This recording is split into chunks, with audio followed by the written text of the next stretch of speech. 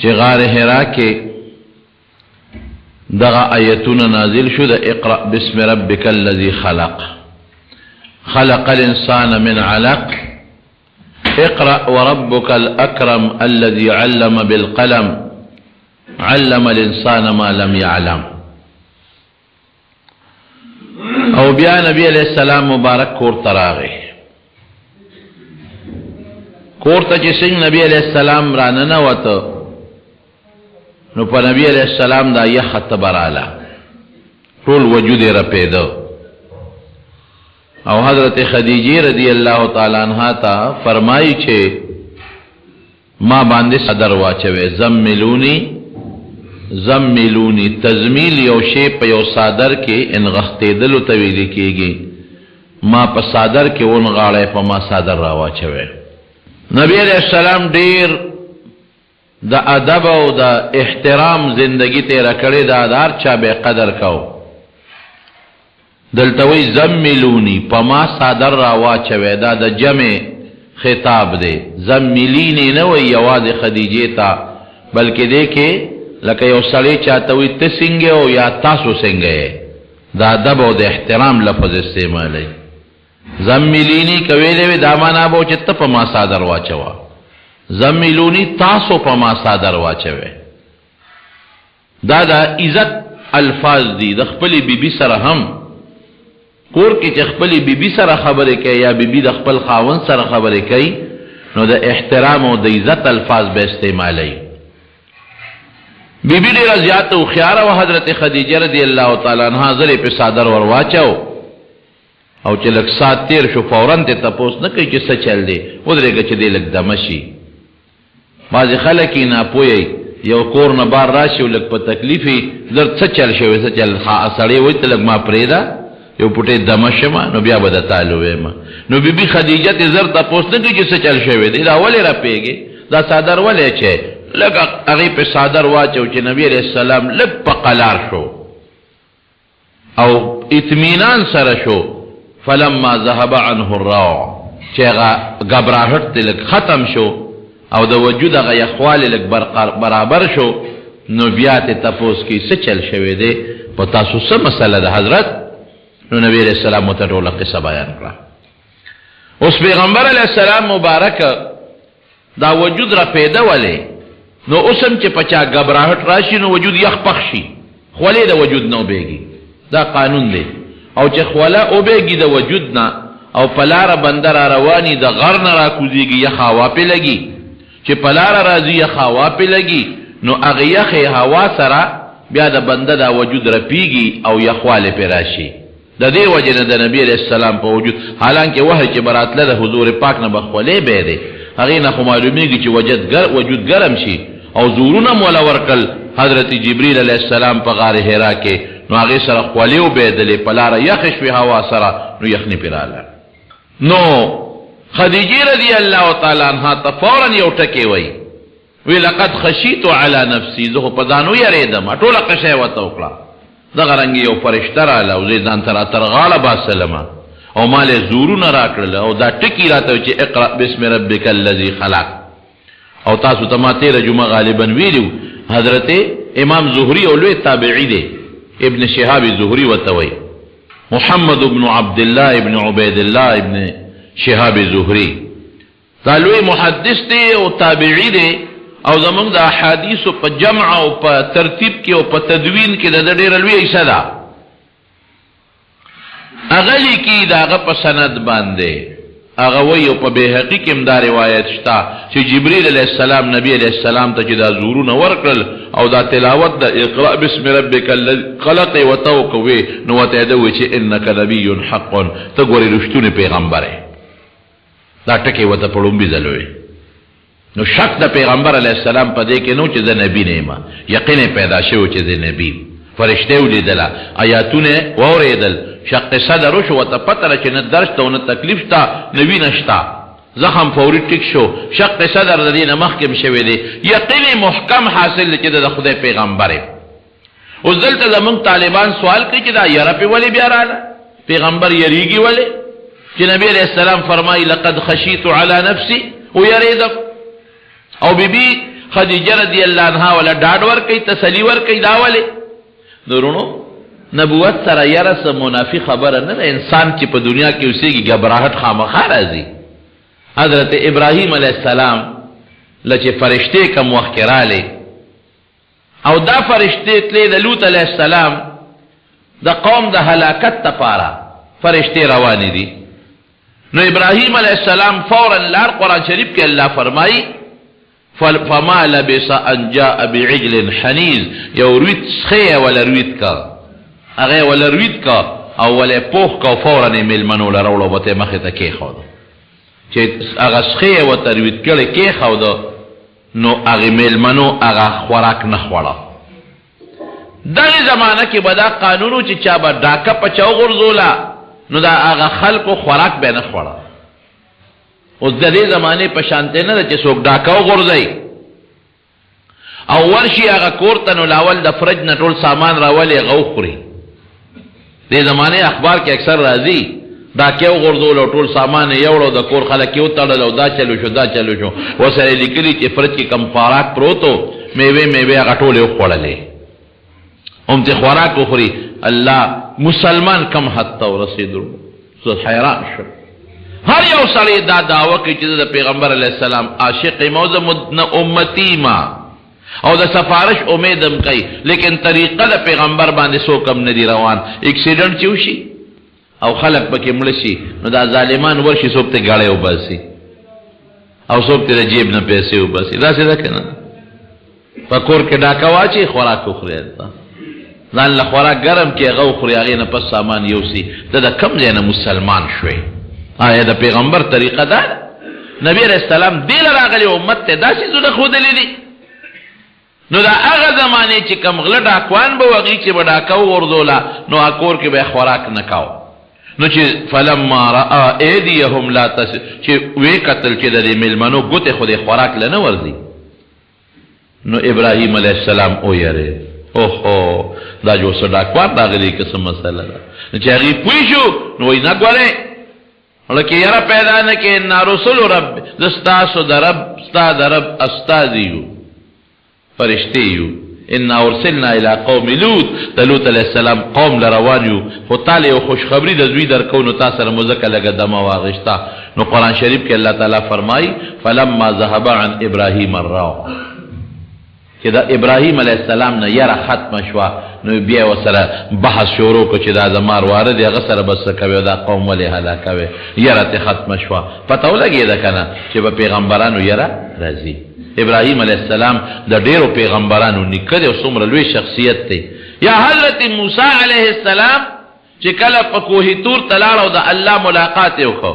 او الله ته فرعون للارشا وی الله غسر خو صبح او کما خلوی بادشاہ دی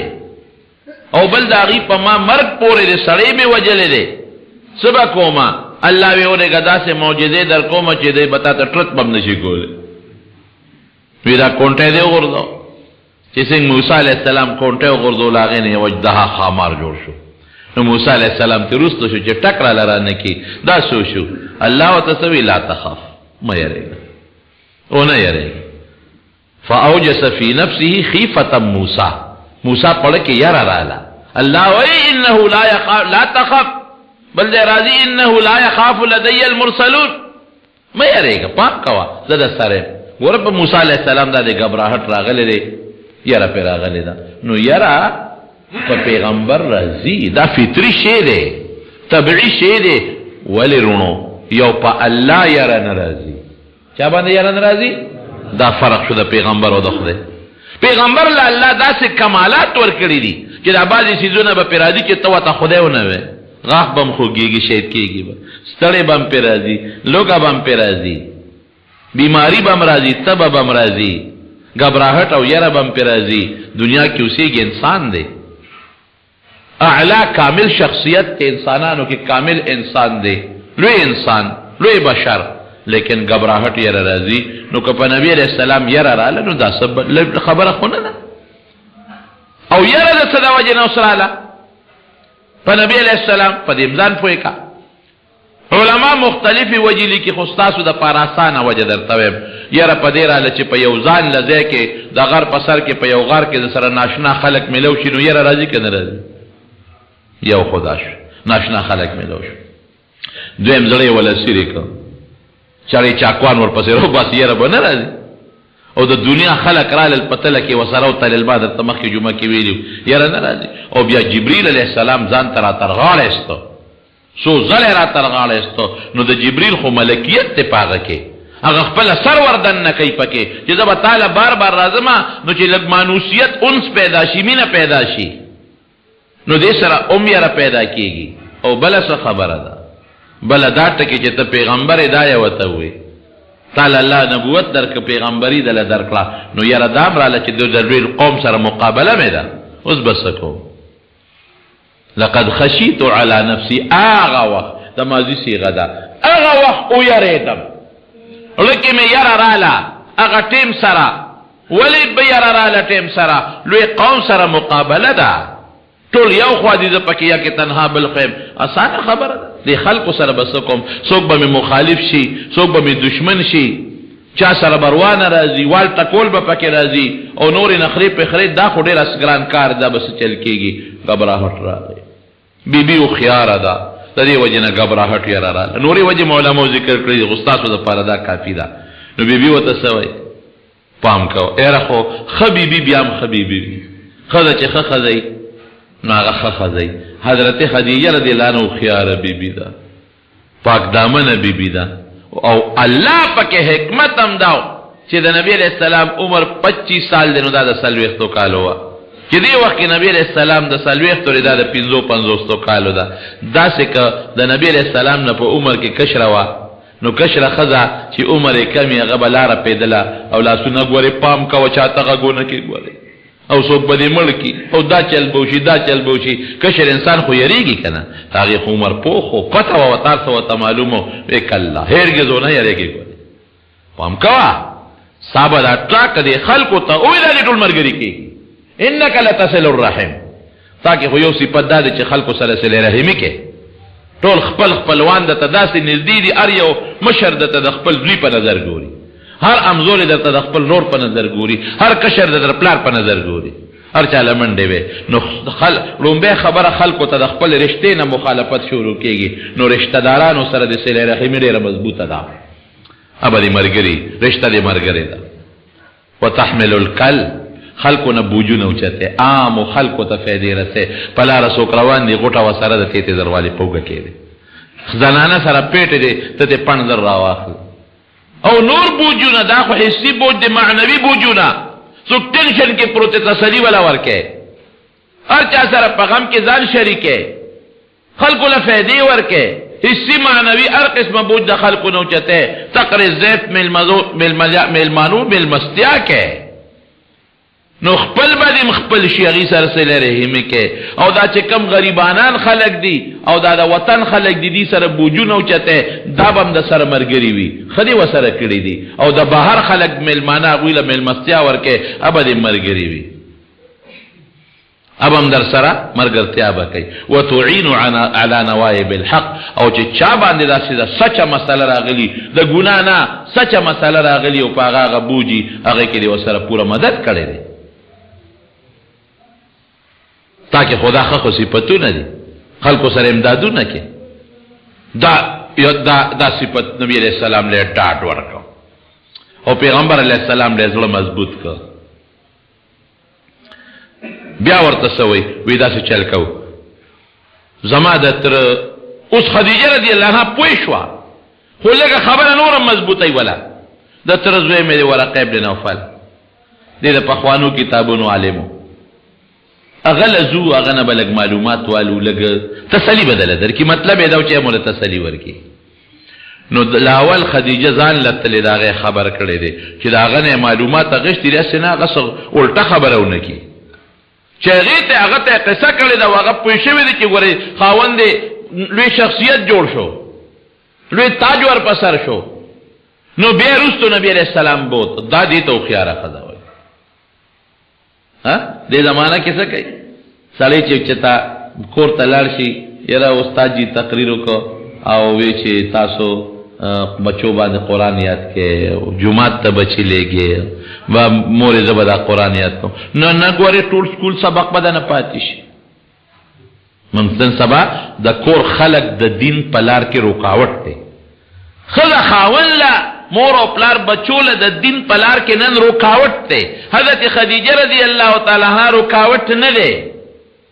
خدیجه رضی الله عنها ورته څه وایي؟ تکړه شوی اسم نشته، الله به دې مدد کوي او څوک به دې مخالفت نه کوي. نو لاول لاړه ورقه له دې هوښیارتوب ته یې ګوره چې پته ولګېده چې ورقه به ورته ښه خبرې کوي. نو نبي علیه السلام یې بوته چې بویې ته څنګه هغه ته وایي د نه خبرې واوره، ډېر واره نه دی، کشر ته خلک راوروي اسمع من ابن اخي او ورته وایي وایه که نه ابن اخي ماذا ترى، څه وینې راوینې ما ته پوره حالات ووایه. نو نبی علیہ السلام وتا ټول خبره وکړه چې څه لیدلې. نو ورقه ورته څه وایي او ورته وایي هذا الناموس الذي دا هغه فرشته ده نزله چې دا نازله شوې وه علی موسی، په موسی علیه السلام نازله دا هغه فرشته ده.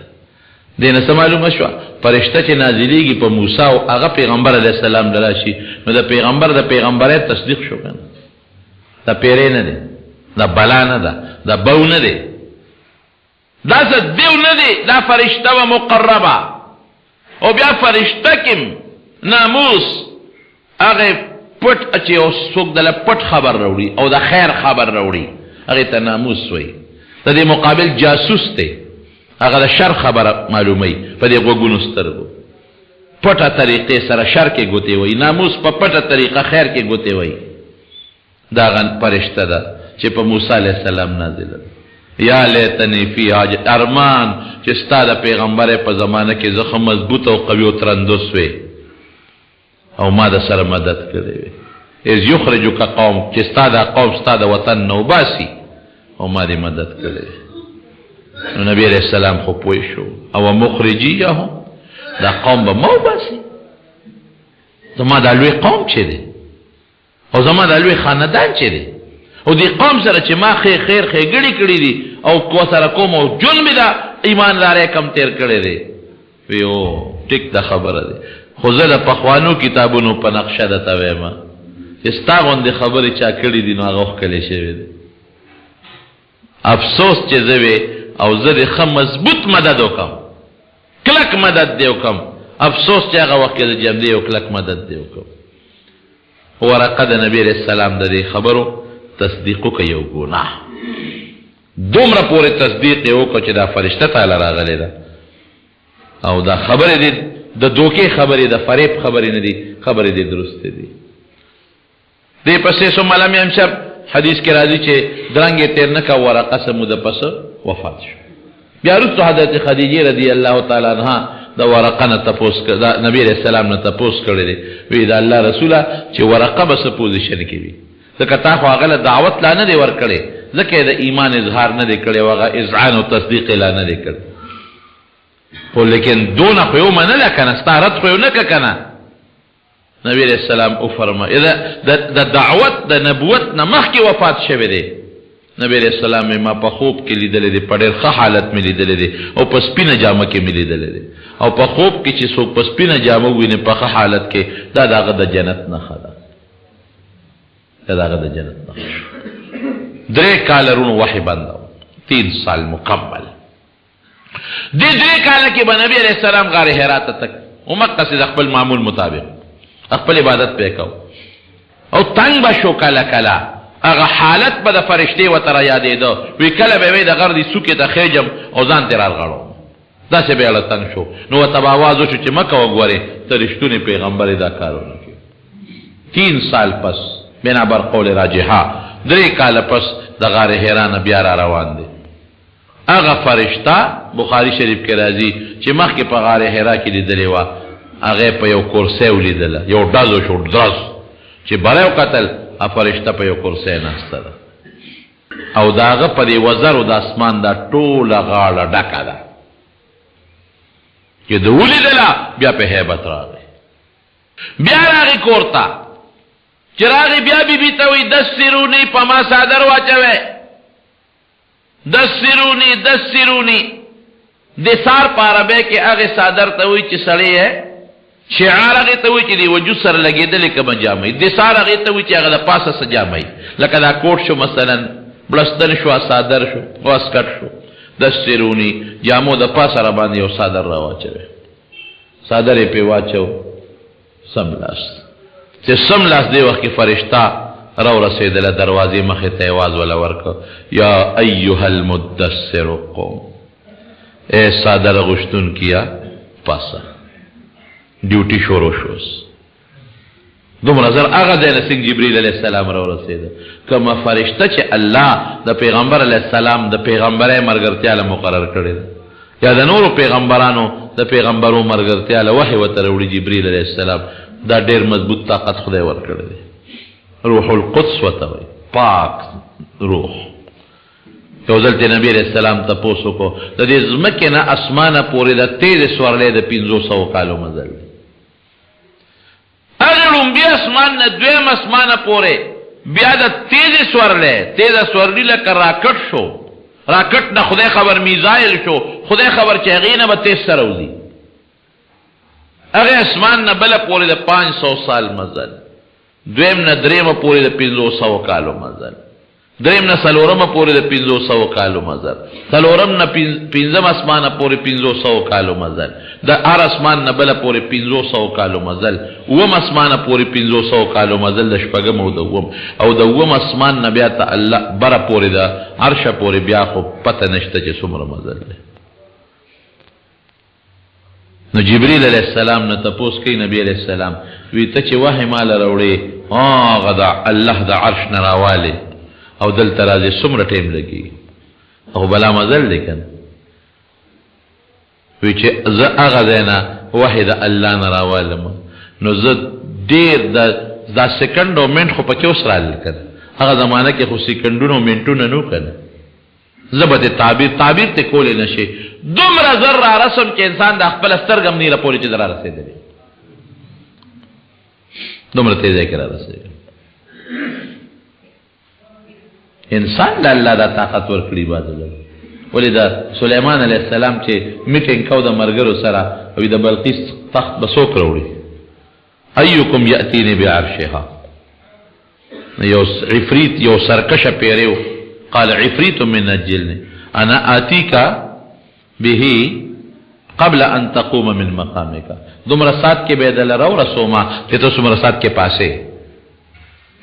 زیبا ما تخبا مرالی بیا برا رسائی دلتا لا ناستے دلتا زنبا و بیا برا رسوما دومرا سات کے لکتا جے پاسے نا دے نظر غوارم قال الذي عنده علم من الكتاب انا آتیک به قبل ان يرتد الیک طرفک ویزبید لدسترگ در اپ نام زر رو رسو چا سر چه اسم اعظم اسم اعظم والا وی سترګې رب نیم دل زر را رسومه نو چې الله بندلا د خدای د نوم طاقت ته الذي عنده علم من الكتاب ملاسب دی ملاسب الذي عنده علم من الكتاب کوم چې ملاسب ورسره عالم ورسره او اسم اعظم یادو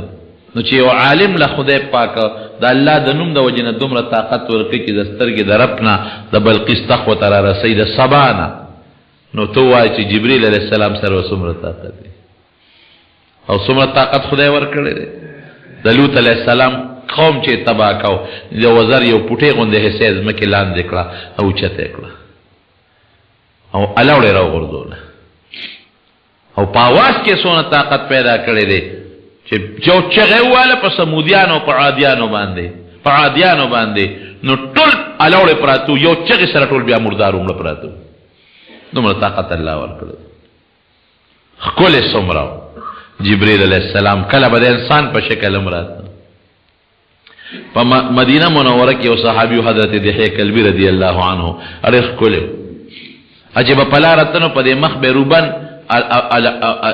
اچو روبن چې دا مخ مې څوک نیني ولې خشته دومره چې یارېده به چې څوک ښځې په زنانه په لار په مخه راځي څوک په ګناه کې مبتلا نشي خزر باندې شقانه نشي دومره ښکلی دی به عموما د هغه په شکل لاته یو ځل نبی علیہ السلام سره ناست و جبریل علیہ السلام خبرې کولې نو نو عائشې نه تپوس وکړه عائشې دا سړی دی وپېژن چې ما سره ناست و یو د الله رسول وی څوک و وی دحیه کلبي و وی نه جبریل علیہ السلام او کله به د عام انسان په شکل داره یو ځل راغی نبی علیہ السلام ته کېناسته تور سری دی خشتا د ځوانۍ شکل یې دی د سفر ساسار پې نشته او نیغ راننوته او د پیغمبر علیہ السلام سره د ادب په شکل کېناسته او کونډه د حضور پاک کونډو ته مخامخ کړل مبارک او د نبی علیہ السلام نه یو څو تپوسونه وکړل صحابه یو بل ته کتل دا پیژنې وی نه بل وی ته پیژنې نه ایمان څه شی دی جواب یې ورکړ بیا تپوسو کې اسلام څه ته وایي جواب یې ورکړ بیا د نبی علیہ السلام تپوسو کې احسان څه ته وایي نبی علیہ السلام جواب ورکړ بیا وی د قیامت وی ما ته پته نه لګي تا ته چې څنګه پته نشته ما ته پته نشته وی نښې به یې درته وښیم نو نبی علیہ السلام ورته د قیامت نښې بیان کړې نو نبی علیہ السلام صحابو ته وی ردو علی هذا الرجل وی دا سړی ما ته واپس کې مطلب یې دا چې د خلکو ته پوره پته ولګي نو صحابه په لارو کوڅو کې ورپسې په منډو تړلو چې سړی پیدا نه کړ وی راځه کېنه نه شي واپس کولی وی صاحب څوک وی هذا جبریل يعلمكم دینکم تاسو ته دین خو مانه تاسو کو چې تاسو دین زده کې او کله بلیټم شو یو ځل نبی علیہ السلام دې تاسو کو دی بچون کې الله نه راته استاد د الله نو نبی علیہ السلام به ډیر زیات وته خوشاله ډیر به خوشاله نو یو ځل ته نبی علیہ السلام تاسو کو وی ته مونږ لدا چې راځي لږ زر راځه کنه زیات نه راځي وی وما نتنزل الا بامر ربک وی بغیر د خدای د حکم نه نشم راتلی الله چې وی دل راځم چې نه وی د نشم راتلی دا فرشتہ الله مقرر کړی واحد پاره نبی علیہ السلام له ټوله وحی چې څومره راوړلې ده حضرت جبریل علیہ السلام راوړل او جبریل وته ولي په عبرانی ژبه کې جبر قوت ته وي طاقت ته وي او ایل په عبرانی ژبه کې الله ته وي جبر یا جبر طاقت ته وي قوت الله دا الله طاقت دا الله یو لوی طاقت جبریل نور لغاتم پکشتا مشهور جبریل دی بهر کیف زمارونو او کله یو ځل نبی علیہ السلام سره وعده کړی ور اعظم برانغه نو نبی علیہ السلام ترمذی شریف کې راځي نو نبی علیہ السلام دې تاسو کو تا ما سره بیګا وعده کړی ورانه دي یو وستا په دیوال باندې یو صادر او پاغي کې تصویرونه او دا کټلان د کوترې سپې دې د کنانه نبی علیہ السلام فوراً هغه صادر صحابو ته وی شابه دا صادر رو غردوي بیبیانو ته وی پته نه کنه بعضی وخت پرده چا ویدند کړي دا رو غردوي دا کټ کې په دامیان باندې او غدې ته جوړ کې تولیانه بالښتونه ته جوړ کې دا کټلان د سپیس کې چې وی کتل یو کوترې دا کټلان دی ودا کمزو ودا حسین رسول حضرت حسین ماشومان خدا سپیلو وای کړي ودا وبنس نشپه پته ولګیدله چې کمزې کې د تصویرونه د زیروح نو هغه ته د رحمت فرشته ناراضي د رحمت فرشته التا قطعا ناراضي حضرت خدیجه رضی الله عنها دومره خیال وا چې نبی علیہ السلام وی چې کله دا عجیب دا فرشته راشي دا غار حرا کې چې لیدلې و نو ماته به نبی علیہ السلام متوخا نو دې خدیجه رضی الله عنها سره نبی علیہ السلام ناستو دغه جبرئیل علیہ السلام راغی وته وی خدیجه هغه چې کم سړی مې ته یادو اکم کس راضی هغه د راغی نو خدیجه رضی الله عنها سر تور کو چې سر توب کو ویوستا وینو سینینه ما وی بل دا فرشتہ ده وای ور دونو خيار بیبي وی چې سر مې پټو راغی چې سر مې سر تور کو نو فرشتہ بیا نه راځي د رحمت فرشته نو سپی پکې د ښکار سپی ساتل جیز دي که څو ښکار له سپی ساتي یا څوکۍ د پاره سپی ساتي چې د ما څوکۍ به کې دام جیز دي یا دا ګړو چلو والا د سپی ځان سره ساتي چې ذات وسره اوزي ګړې چلو څوک حفاظت کوي دا درې قسم سپی ساتل جیز دي ښکار لا څوکۍ لا ګډو چیلو د پاره چې بارې وباسئ او سپې وسرئ او د دې دریو سپو نه علاوه سپي ساتل ښه خبره نه ده او زنانه به سر تورۍ نه سر به پټي نو ورته اعلان کوي یا ایها المدثر اے صادر غستون کیا اے حضور پاک سونه د الله خوښو ټول قرآن ولټوئ هر پیغمبر ته الله په نامه آواز کړی دی ہر پیغمبر تھا یا آدم اسکن انت وزوجک الجنہ یا آدم اے آدم تو بی جنہ اے ابراہیم خوب درشتوں نے کہا یا موسیٰ انی استفیتک برسالتی و کلامی یا موسیٰ آواز و تکلی یا عیسیٰ انی متوفیک و رافعک الیہ پنامہ اور تاواز کی لیتو قرآن تو خواہ اللہ نبی علیہ السلام تا پنامہ آواز نہ دے کرے سوتا ہوئی یا ایها المدثر صادر غستون کیا یا ایها المزمل صادر غستون کیا یا ایها النبی اے پیغمبر یا ایها الرسول اے رسول پنامنوم ورتنال دا ولی پنامنوم کسو یو بل تا اخلی پروانشتا و اللہ چی اخلی نو پا اللہ خو اغشتی چی اغی که خود شک و شبه نشتا احترام و دق کئی دکتا تو اے فلان کی او دته اے کاکا جی دوالو کې فرق شته کې نشته اے فلان کی اے کلی والا اے رورا اے رور کې دې کې فرق شته الله عزت کوي او بنده به ول عزت نه کوي راسخ کول پیغمبر مقرب د الله په ټولو پیغمبرانو کې سردار پیغمبر الله موږ داغه د امت لپاره نصیب کړي ورکړي یا ایها المدثر اے صادر غستون کې قوم پاسا قوم دا معنی نه چودريګا او د قوم دا مانم چې وکا شروع کا لکه او ساتوی لکه شابه پاسېګا نو پاسېګا دا مانم چې اوچت شا او پاسېګا دا مانم چې هغه کار کول غواړي قم فانذر دا خلکو یاروا انذار او تخفیف کې دا فرق دی انذار هغه یارولو ته وایي چې د الله عظمت وسره او مینه وسره لکه یو بچی ته پلار وایي بچی ګورې سپلے پخپو کا واقعی بدی خوکشی بچی دی سولو کی گوتے موا مار بدیو چی چی اوز دا پلار دا بچی چی یاری نو دا پدی بچی ظلم نکی دا ظلم یارا ندا دا آغا یارا دا چی دا دی بچی تا ادب خی احترام و تا خی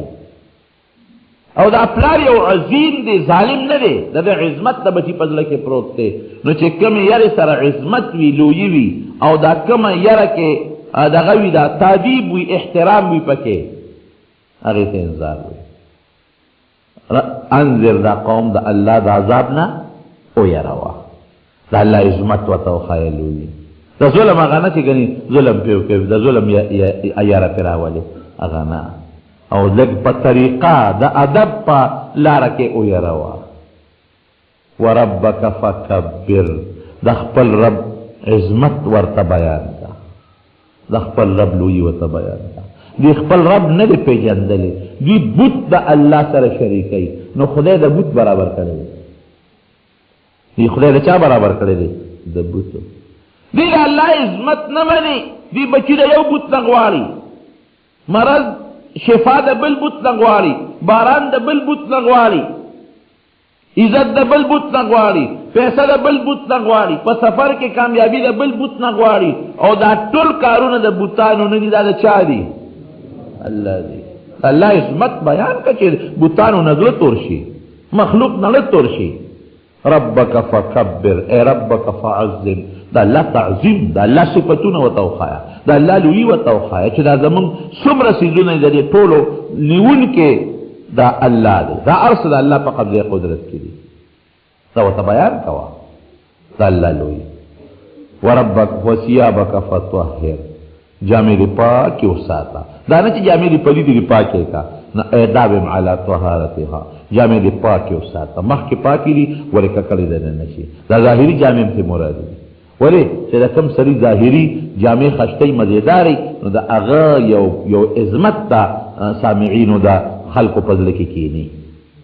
او یاد جامون عمل مراد دے عمل چیزی سنگ مخینا پاک را روان دے مخینا پاک را روان ما خود طویلی دی اقص پاک و ساتا داغ در باندے رنش احتیاط کوا والرجز فحجر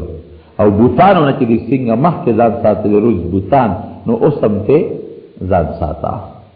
مخکې دې ځان ساتلی دی داویم په هغې اوس هم دوام وکړه ځان ساتلی دی بوتانو نه ګورې او ولا تمنن تستکثر که په چا سره ښېګړه کې نو د بدل په تمه مه کوه چې لکه ما دله 20 درکړي دي اوس به 10 راکې لکه زمونږ دا خلک په دې غم خاده کې داسې کوي که نه کوي غم خاده کې ولا 1000 روپۍ یوسي سبا چې د زوی یا د یو ډبې ولا یوسي سبا چې د زوی کویدل وي هلکه دله خو ما 10,000 روپۍ وړې ما له خو یې راونه دله خو ما سیره کړې و ما له خو یې ونه کړه دله خو ما ډبې وړې و ما له خو یې راونه هلکه د خدای د خیرات په نیت نیک بخته وړه تمه مه کوه چې ما له به راوړې هر څه دې اوبو ته وغورځو چې په دې نیت کې چې زه ورکوم سبا ما له راکړي دا ګناه ده په دې نیت به نه ورکړې د هغه وس کې به سبا یا به داسې شته دی دا زمونږ د وطن خلک اکثر هم داسې کوي یو بل له چوړنې موړنې کوي څه مطلب چې د خدای لپاره یې کوي رښتیا وایي دا وایي د خدای لپاره کې جمعه صادر کې ولې نه دا دې دپاره وړي چې نن مې سیرا چولې ده د 200 روپو سبا به راته 300 اچوي نن مې ورته ټیم غوړي وړي سبا به 2 ټیمه راوړي نن مې بورې روجي وړي سبا به 2 بورې راوړي نو د خدای لپاره پکې څه شو مړیو شو او تا ولا شي یو ښا پرون چې د مور پرتا وه مردارې په شانتې نو خدمت ما کاو او نن دې ما ته ونه وي زما مور هلکه اوس پرون ښه وه چې روجي دې وله نن دې مرداره جوړه شوه ای پښتنو ای رونو هر کار چې کوئ د پیغمبر د سنتو مطابق کوئ ژوند به ښي خشته به وستی کېږي یو څه که وستی نه کېږي موړه او د خدای په نوم ورکوه نو نبی کریم صلی الله علیه وسلم ته فرمایي لا تمنن چا سره ښېګړه کې احسان کې نو چې هغه په داسې طریقه مه کوه چې ته بیا د زیاتو مطالبه کې خدای لپاره څه کوه ولربک فاصبر زبردست ټکې دی د ګورې مخالفت به دې شروع کېږي کنزل پکاڼو ویستل والته کول نو دې ته زړه ټینګول اسان کار دی که ګران کار دی نو الله دپاره صبر وکړه لربک مقدم کړی دی په دې ایتونو کې چې کوم نحوي هغه بلاغتونو امې درته ذکر نه کړل دی کې 15 غنټې تقریر دی لربک فخاص الله د رب دپاره صبر کوه لږ صبر کوه او یو سړی وي د خدای دپاره صبر وکړه ښه ورته خبره مضبوطه وي ګوره دې نه څه معلومه شوه لومبیا خدا معلومه شوه چې علم به حاصلې مخکې ورته علم خو اقرا معنا دا د علم زده کړه ځان پوه کړه دویم نمبر چې د علم حاصل کو نو بیا خلق مخلوق خدا ته دین ورسوه دا چې څه دې زده کړل بل ته ورسوه قم فانذر پاسوه خلق ویروه او یره لږه زیات مؤثرئ په نسبت د زیرې او د خوشحالۍ د خبر ورکولو او اصول یې ورته وښود الله ورته اصول وښود چې ستا دعوت او ستا تعلیم او ستا تبلیغ او ستا دا بل ته رسول د دین دا به اله اثر کوي چې ستا په خپله مبارزان پاک ساتلي که زه په خپل یو ګناه کوم او تا ته وایم ګناه مه کوه نو زما دا خبره په تا به اثر وکړي مړه په خپله کې او ما ته منې کې یا به اثر نه کوي او چې زه له ګناه نه ځان ساتم او تا ته یم تیم مه کوه اله به اثر کوي دا آیتونه نازل شو چې نازل شو نبی کریم صلی الله علیه وسلم صادر وغورځه غټ درون پیټې په سر بس هلته نبوتو 3 کاله مخکې او 3 کاله پس رسالت دور شروع شو دا د نبوت دور او دا د رسالت دور هلته د نبوت تاج په سر او دلته د رسالت تاج په سر شو او ډیوټي حواله شوه او سخته ډیوټي حواله شوه حضرت خدیجې رضی الله تعالی عنها ته وایي چې زه خدا الله رسول یم ما ته خدا ایتونه راوړل بس لومبی هغې وی ما خو د مخکې نه په دې ارمان وم هغې خو فورا په ښځو کې لومبي ایمان راوړو مسلمانه شو په ښځو کې حضرت علي ماشوم لویده د نبي علیه السلام سره د تره زوی د ابو طالب او راکوټ یې ورسره لوی شوی دی هغه ته وی دا مسله ده وی صاحب ما منلی اول نمبر په ماشومانو کې حضرت علي ایمان راوړو او حضرت زید ابن حارثه غلام دی د خدیجې رضی الله تعالی عنها په غلامانو کې لومبی هغه ایمان راوړو او په بالغانو سړو کې لومبي ایمان چا راوړی دی حضرت ابو بکر صدیق رضی الله عنه. او بالکل بسر وچشي دا سلور اول نمبر مسلمانان شو او بیا رو رو رو رو لګیا دي مخالفتونه شروع شو، جګړه شروع شو، مخالفتونه شروع شو. هغه پیغمبر چې صادق رښتونه به ورته بیا ورته دروغجن، هغه پیغمبر چې د وعدې رښتونه به ورته چا بوته جادوګر، چا به لیوانه عیاذا بالله، چا به کاهن. آسان خبر نه ده. دومره مضبوط بار د نبی کریم صلی الله علیه وسلم په سر پریوت چې د حد مونږه طالبان طرف پټکی کله په سر پټکی نو موږ ته دا وایو چې دا پټکی دا نه چې ګنې یو تخم دله سر نه تاو کړه، دا ستا په سر یو لوی بار پریوت. کم بار چې خپل استادانو زموږ په سر ایښودلی دا چې کم څه زده کړل دا به امت ته رسې، مخلوق ته به رسې. اوس به د عطرو یا د مسواکونو دکان نه کوي، اوس به تکړه شي دا به بل ته رسول ووایي. تجارت کوه، ما دا خبرې دا مطلب نه دی عطر خرڅوي که مسواکونه خرڅوي که تجارت کې دا جایز دي، خو مطلب مې دا دی چې د تجارت لپاره دا خپله ډیوټي پرې نه دی. او دا یوازې د نبي علیه السلام نه دی او د عالمانو، دا د هر چا فرض دي. تا دلته کې مانه کومې خبرې واورېدې نو دا به دې کور زنانو ته به یې رسې، ماشومانو بچو ته به رسې، دوستانو ته به دا خبرې رسې. دا د پیغمبر علیه السلام موږ نبي علیه السلام چې کوم لوی حیثیت هغه هم راکوټې کړی، د دواړو جهانو مبارک سردار، لوی داعی امت دپاره، لوی مبلغ د امت دپاره، لوی معلم د امت دپاره، لوی خیر رسونکی د امت دپاره، امت کې د اسلام او د ایمان یو لوی انقلاب پیدا کړی دی. دا ډیوټي به موږ ټول کوو چې هغه امتي وي، دا ډیوټي به کوي. د مولا لږ زیات علمي اب زیات کوشش کوي، او ستا به پټېنې علمي ته به پټېنې کوشش کوي. مولا به په لوډ سپیکر ټولو خلکو ته کولی شي، ته به خپلو دوستانو ته کولی شي، بچو ته به کولی شي، ښځې ته به کولی شي، ماشومانو ته خو کولی شي کوي. چې کومې خبرې واورې دا خو دا نه چې تا واورېدې یېرې شوې، دا خو یادې پاتې کېږي، دومره زر نه یېرېږي. دا د نبی کریم صلی الله علیه وسلم ډیوټي ده. نو دا دور د رسالت شروع شو، لوی بار په سر شو. پیغمبر د پیغمبر ذمہ داري ډېرې زیاتې وي د امتی په نسبت. پیغمبر له خدای لوی کمال ورکړی دی، لوی حیثیت یې ورکړی دی، خو ذمہ داري ډېرې زیاتې دي د پیغمبر. ولې ذمہ داري نه دي؟ نو دا څلور کسان لومبي حضرت ابوبکر صدیق،